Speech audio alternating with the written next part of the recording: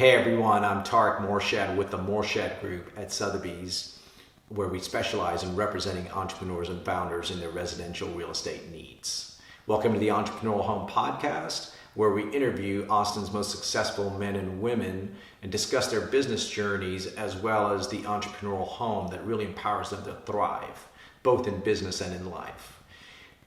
During COVID, we are changing our video podcast format to deliver everything to you via Zoom with the intention of still delivering on amazing values, idea shares, as well as supporting our fellow business owners and entrepreneurs in a very challenging time.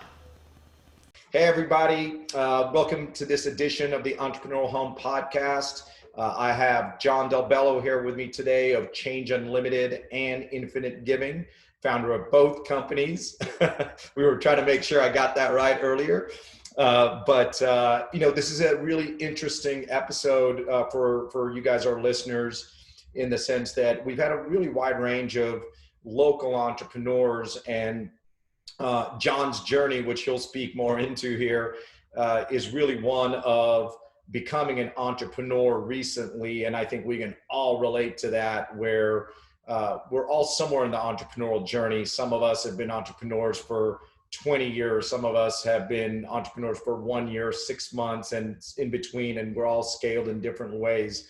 You know, John is I think one of those empowering stories of having had a really successful career or careers in finance and hospitality and real estate, both in institutional and private firms.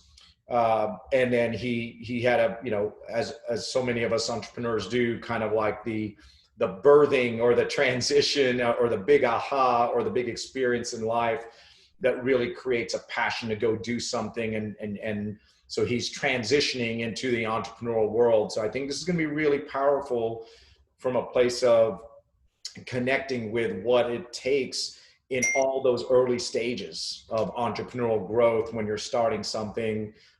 Because John, you guys have really gotten going in the last year. You're in seed stage with Change Unlimited.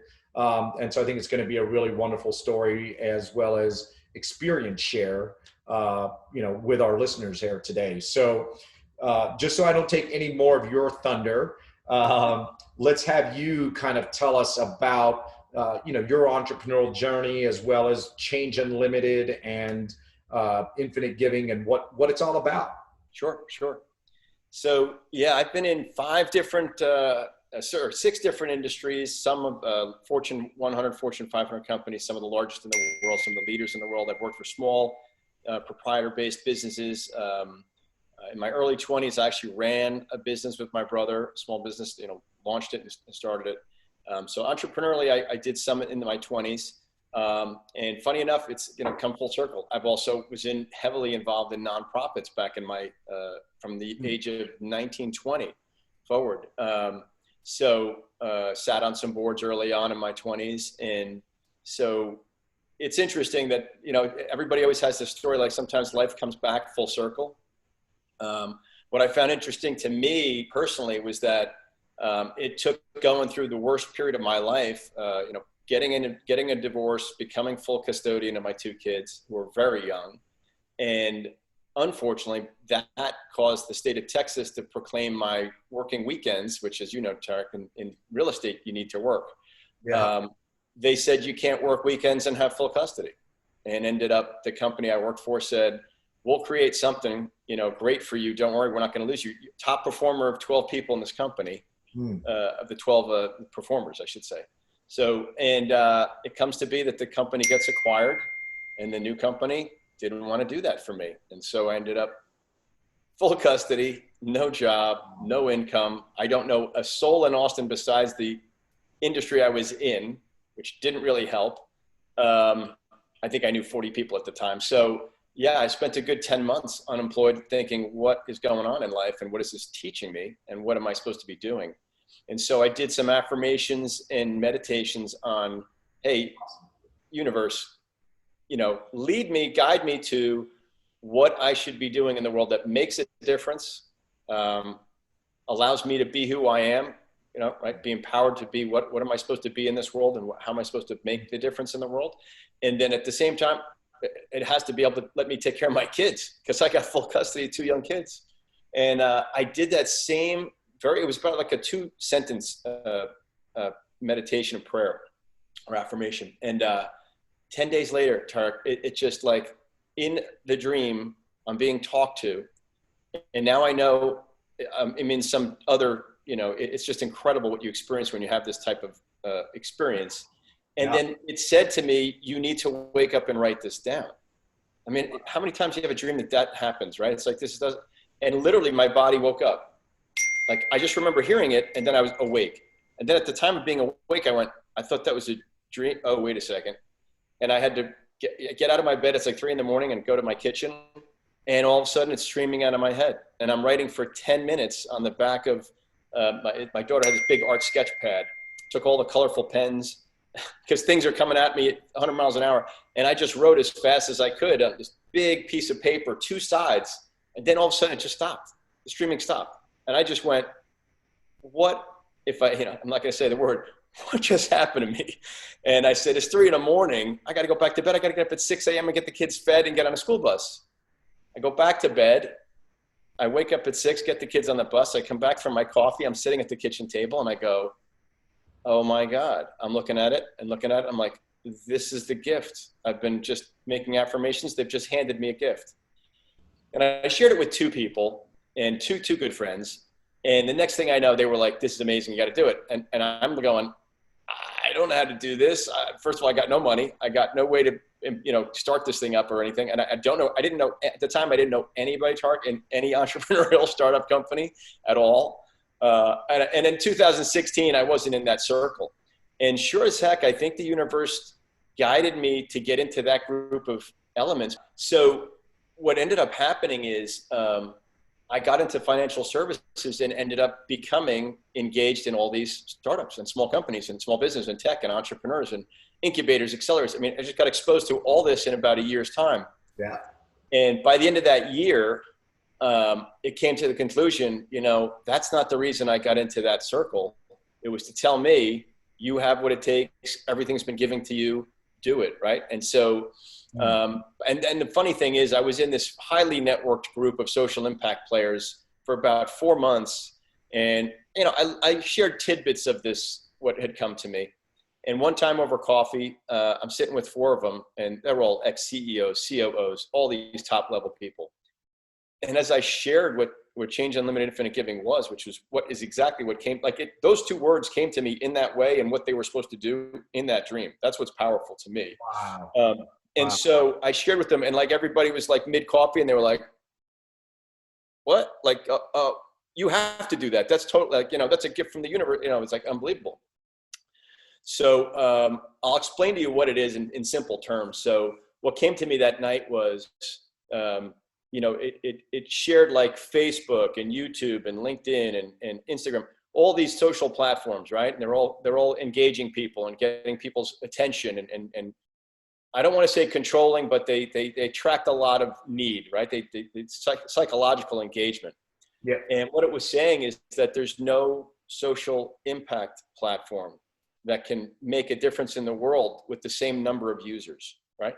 How do you make an impact in the world with the same number of users, engagement, and it actually makes their lives better and the people they impact's lives better?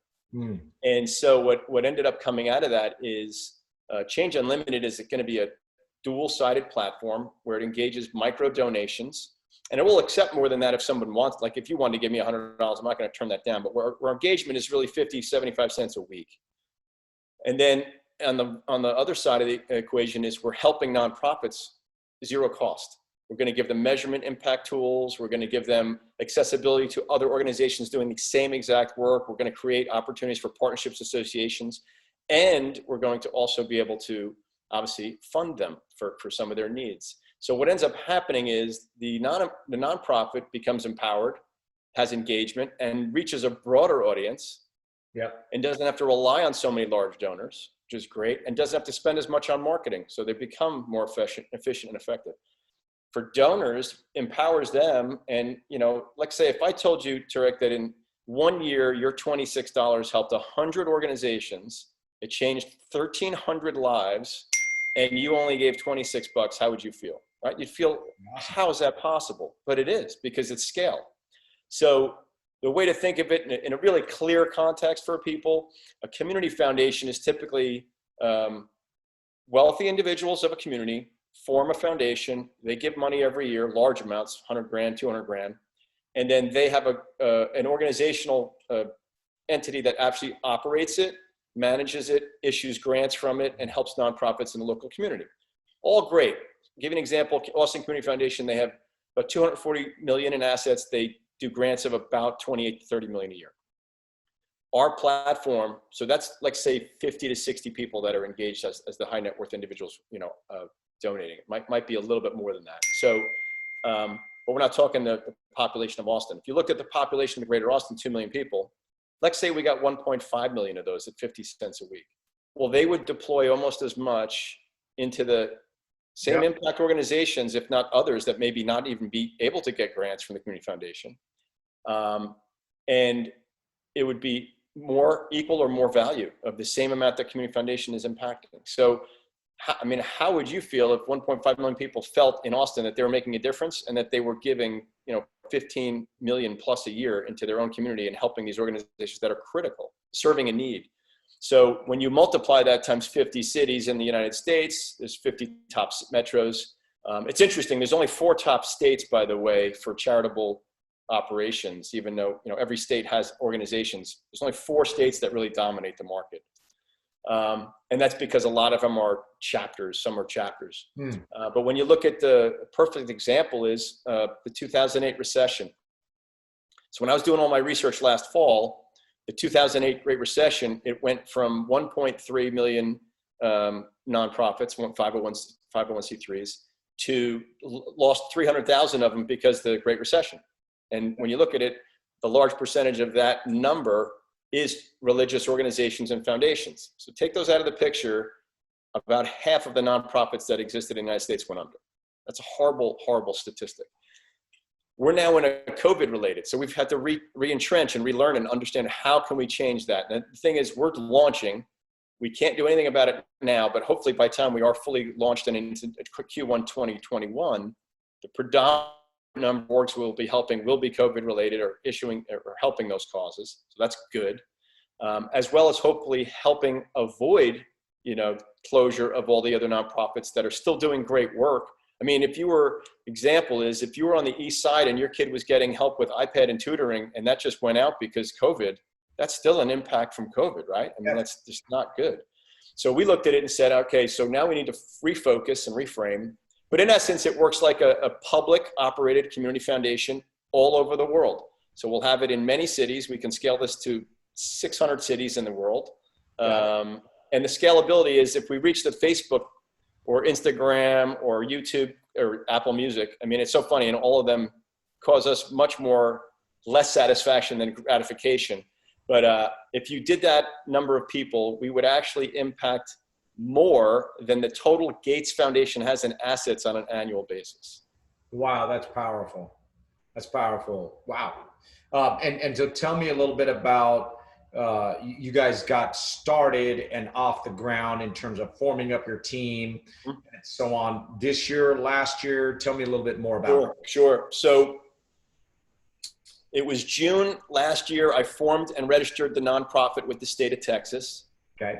And I spent the entire summer researching, reading every top book by top people in philanthropy, even the organizational people, not only just the others in it, and top academians. There's some people, between Peter Singer and William Alcliffe out in Cambridge. There's some great people.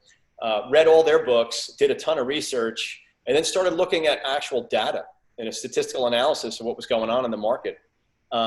And that just led me to understand a much clearer picture of how this should work. Because I already was given the gift of what was needed, but how do you actually interpret that and bring it to the world, right? Makes sense. And so by the time I was in September, I had a UI UX designer who was fantastic in helping me do the deck and pick graphics and all this stuff, which was awesome.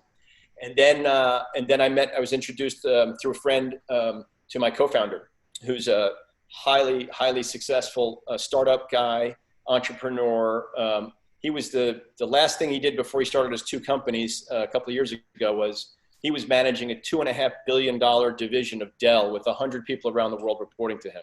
This guy's got outstanding experience of understanding scalability, marketing, global business, how to operate, tech platforms. His two current companies are have a CRM. If I could make a quick analogy, because it's probably easier for people to understand. He's like a miniature Microsoft with an Office product, but it's specialized and customized. And he's got 19 nonprofits already using his Nice. products and services. So yeah, so he fit great because his wife's in fundraising. He loves it. He saw the exact same thing I did as the potential and the capacity to actually really transform philanthropy. Because when you get more people engaged at the smaller level, more things happen for positive reasons, right? It's not like if I could say there's 7 billion people in the world and we need to get, we'll just cut off 3 billion right there because 3 billion can't. They make less than $10 a day. Right. So if you looked at the people that actually were making $4,000 a day, $4,000 a year or more. So that's about 3.75 billion people. So that's how many could participate at the 25 cent a week or 50 cent a week.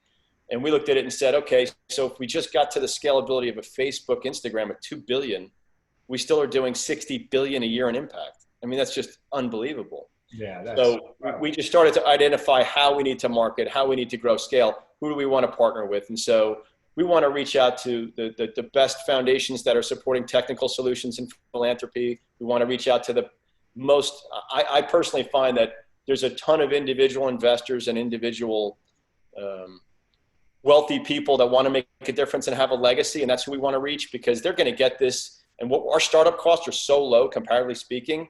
Sure. This will change the world in 3 years and they'll have a legacy for the rest of their lives. So we know we're trying to get that message out right now. It's just, it's tough with COVID. It's tough with COVID.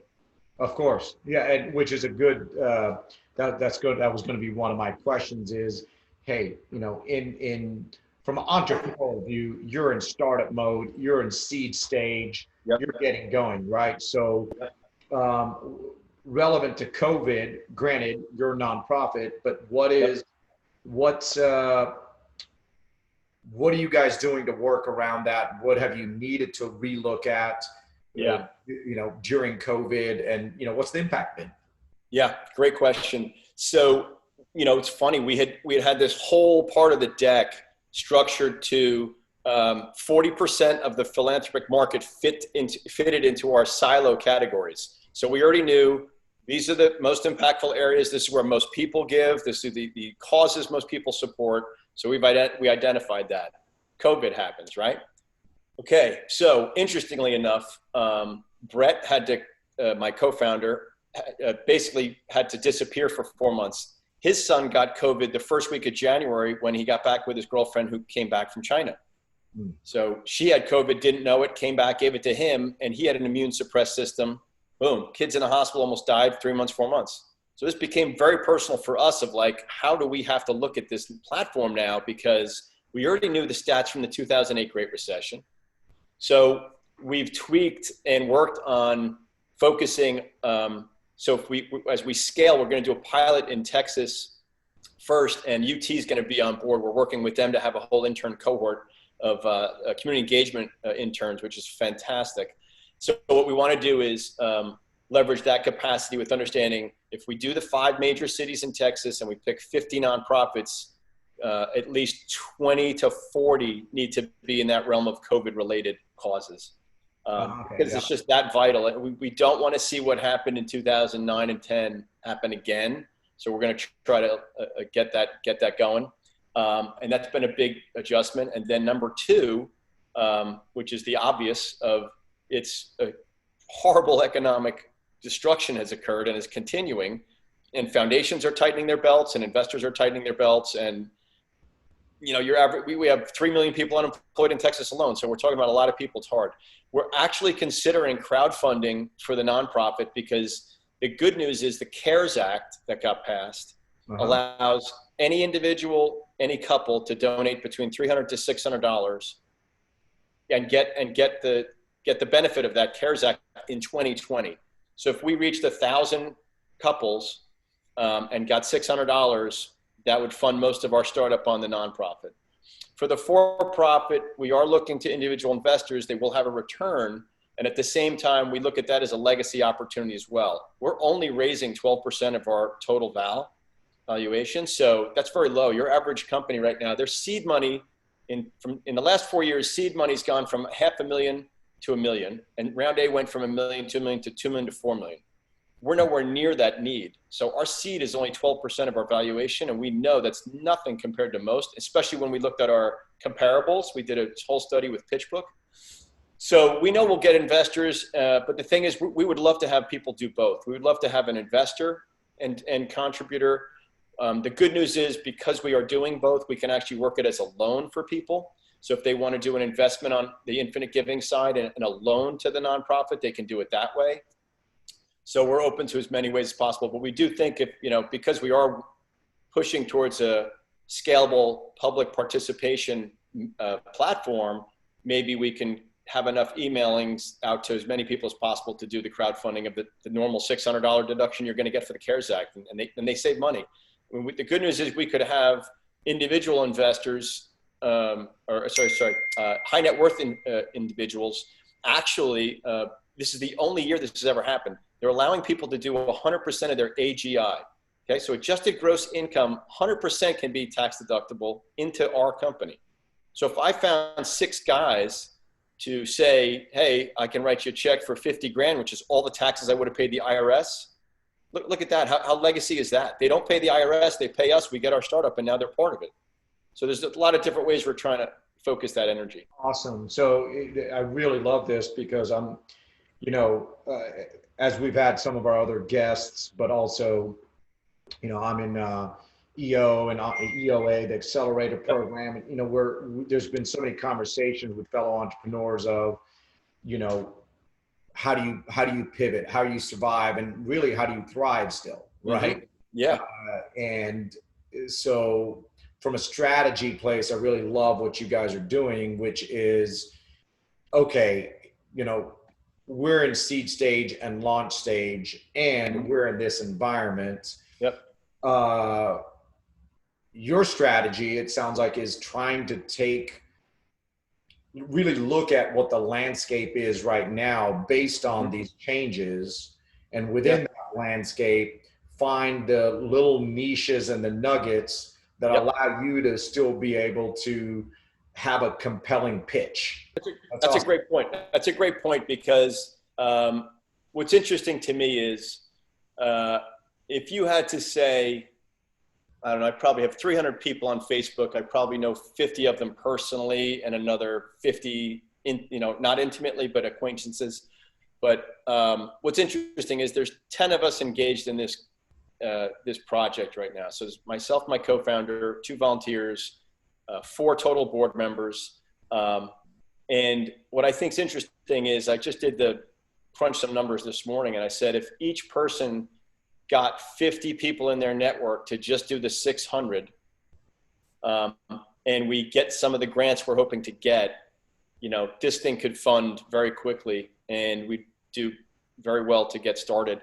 And the other thing is, I know that we reached out to a great investment guru. With guys raised $8 billion over his career.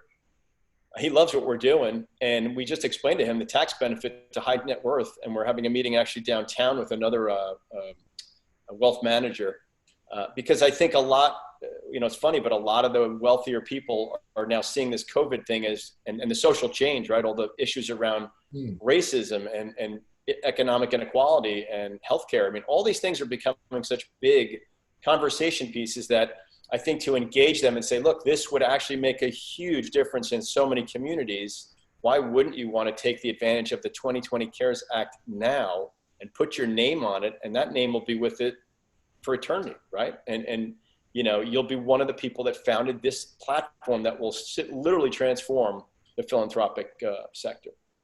Which is huge. Yeah. So I'm hearing strategy, I'm hearing messaging, right?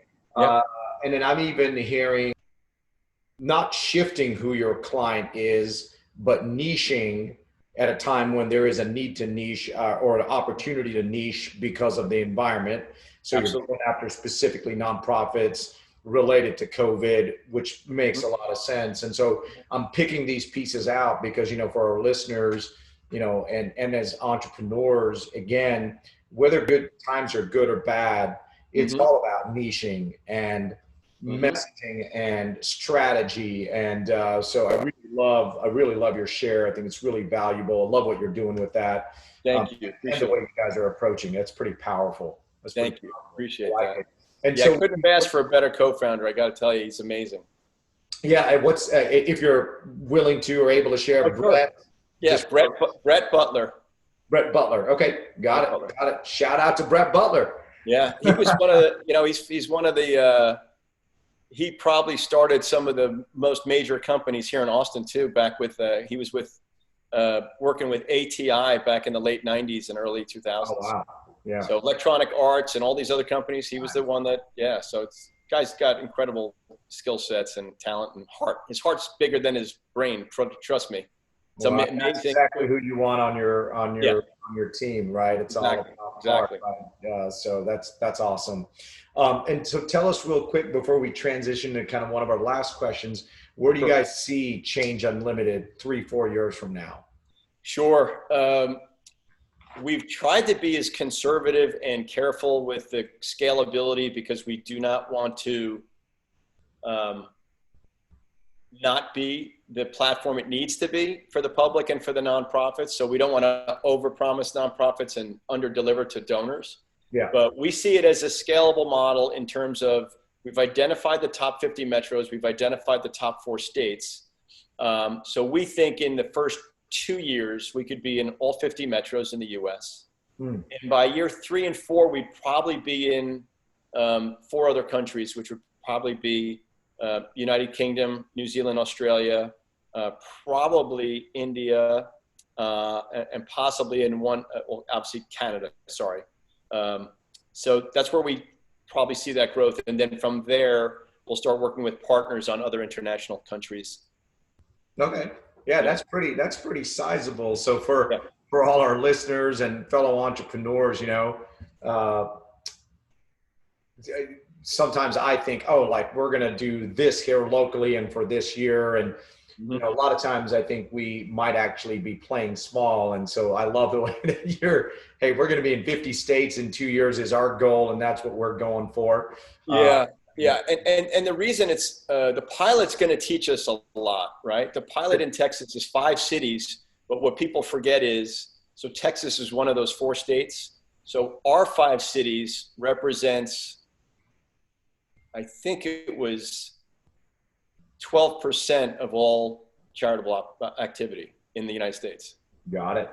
So that's a huge segment just to carry that in the pilot program and get that feedback. Which we feel will definitely inform us and help us scale into the smaller segments as much as the larger. One of the things that's important for us, because scalability is how we need to be driving donations and staying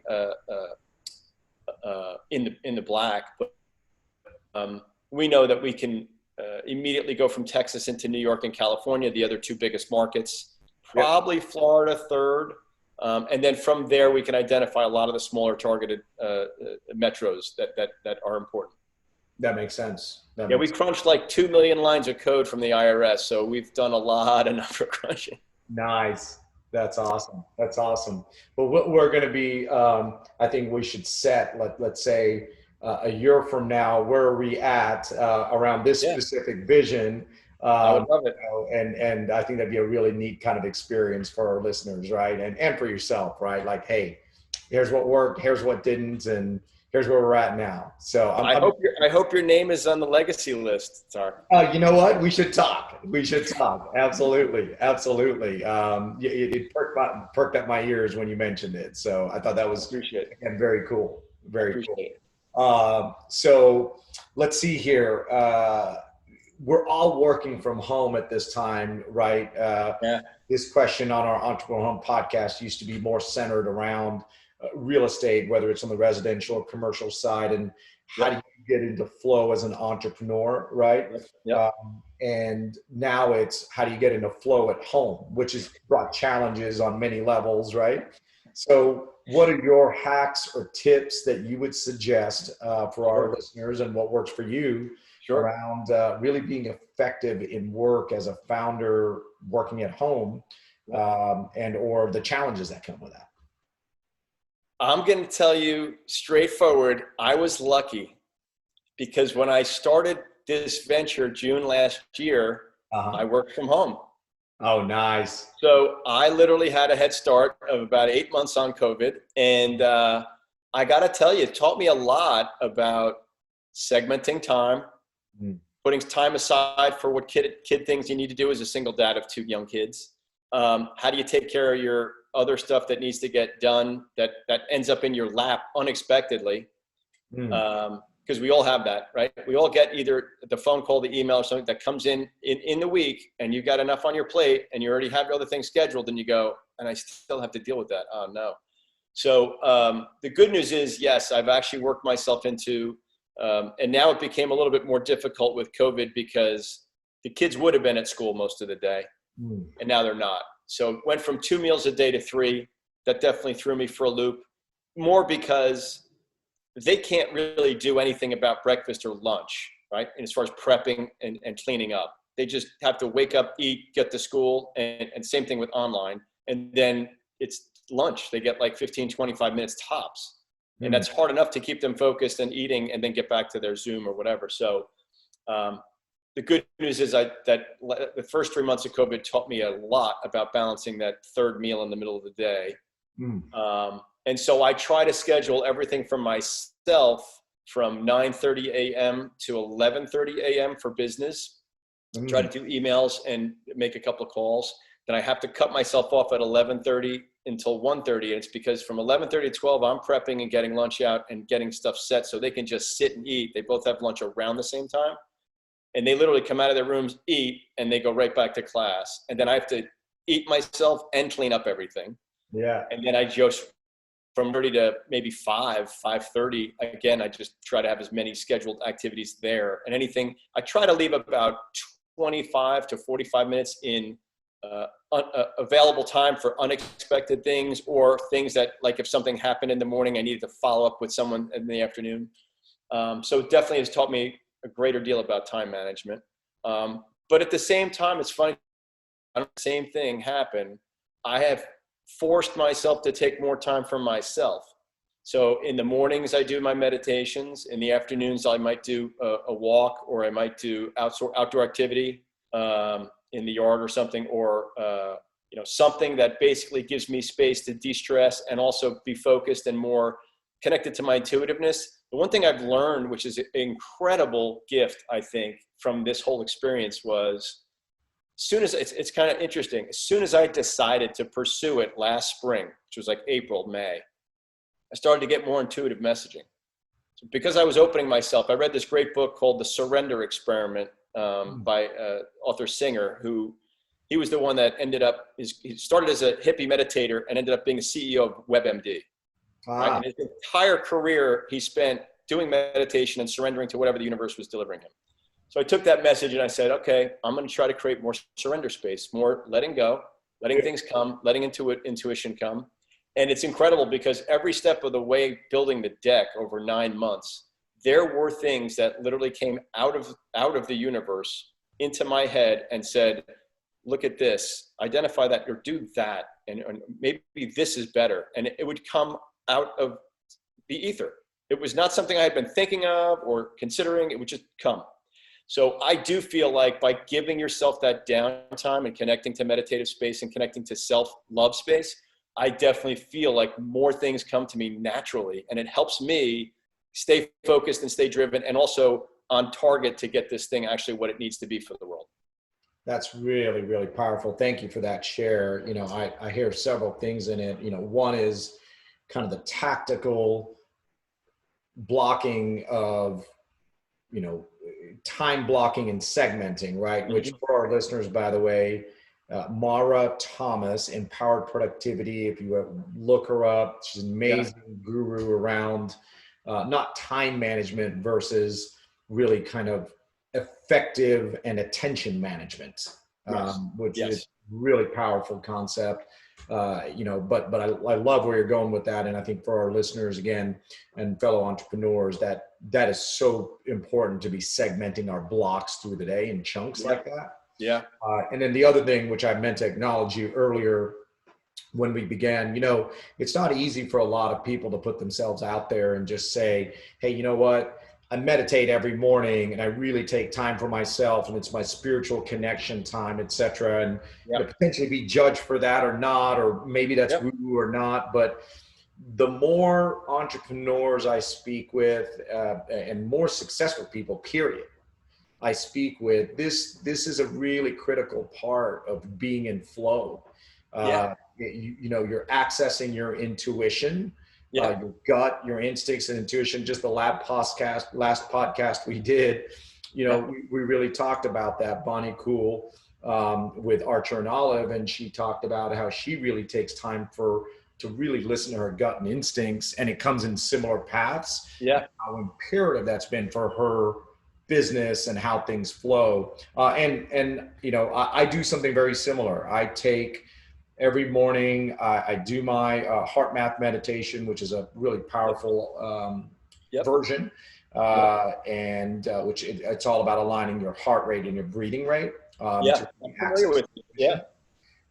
As well as really go through purpose, go through my truths, go through, all my things and my spiritual journey and my prayer that really centers me. And then I actually have touch points throughout the day, that are, for example, I have a little thing every 2 hours that is a reminder, and it's a check for me to see where's my energy at. What do I need to clear out to be able to access intuition and that inner self? So powerful. Really powerful share. Yeah, it's powerful. I want you to know what's interesting to me is we're probably around the same age. I was reading Chopra and some pretty deep books in the 90s. In the early 2000s, I read, I remember Four Agreements was impactful. I remember just a couple of key books. And it's what's interesting to me is, obviously we don't have the interaction like YouTube and other things we do now back then. But what I find interesting to me is you go on a show like Tom Bilyeu, right? The Impact Theory, or you go on some of these other major players. These guys are worth millions, if not hundreds of millions of dollars. And you got guys like Ray Dalio and famous athletes and all these others go on these shows and they all admit to meditating for decades, if not years. But that was never acceptable or talked about years ago. And to feel like a guy, Ray Dalio's in his 60s and he's like, I've been meditating since 79. And it's like, but when were you going to tell us this? Like, you know what I mean? I know. I think the word consciousness and the meditation, it's becoming more acceptable because I think the science and the Bingo.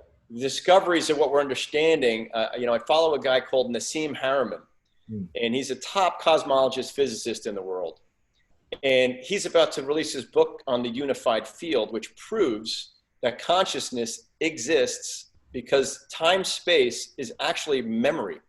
And memory is what runs the vacuum power of the universe, and it's consciousness.